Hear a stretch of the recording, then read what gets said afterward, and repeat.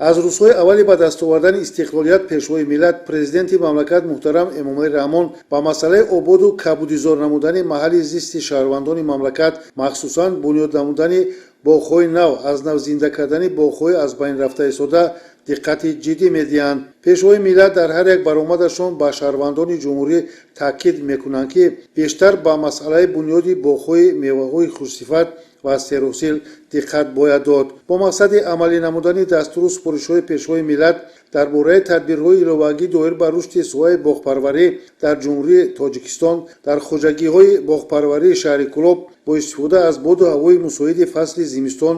бо риояи тадбирҳои агротехникӣ маъракаи ниёршинонӣ ва аз нав зинда кардани боғҳои аз байн рафта истода идома дорад. طبق توازن زمین به حالت 1 январи соли 2024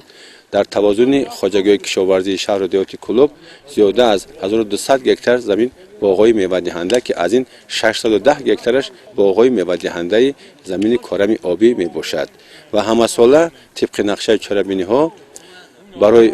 برقرار نمودن جوان نمودن باغ‌ها گذراندن چرابینی‌های اگرتکنیکی دوره به دوره این باغ‌ها برای سرمحصول گردیدن و به دست آوردن حاصل دلخواه و دهقانان در یک جای متخصصان صحوی کار و فعالیت نموده ایستادیم و باوری داریم که چاره‌بینی‌هایی که امروز و در این خواجگی و دیگر خواجگی گذرانده شده است به دهقان برای به دست آوردن حاصل فراوان مساعدت می‌نماید. در کооперативи амирҷони ҷамоати диҳоти зарбдори шаҳри Кӯлоб имрӯз бо истифода аз ниҳолони хурсифату ба иқлими ин мавзеъ тобовар маъракаи ниёршинонӣ ва барқароркунии боғҳои кӯҳна оғоз гардид. طبق نقشه چرابینی مقامات اجرایی حکومت دولتی شهر کلوب 76,000 درختان سیاه‌افکن آرایشی همیشه‌ساز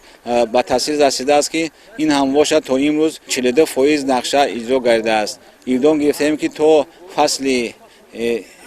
بهار سال 2024 نقشه‌ای که به ما وابسته شده است اجرا نماییم. бо назардошти манфиати рушди соҳа дар хоҷагии боғпарварӣ амирҷон ба соҳаи боғдорӣ эътибори ҷиддӣ зоҳир карда мешавад. имсол боғпарварони хоҷагӣ аз ниҳолони хурсифати хоҷагиҳои ниҳолпарварии минтақаи Кӯлоб ки ба иқлими ин мавзеъ тобовар асту ҳосили хуб медиҳад истифода карда мақсад доранд ки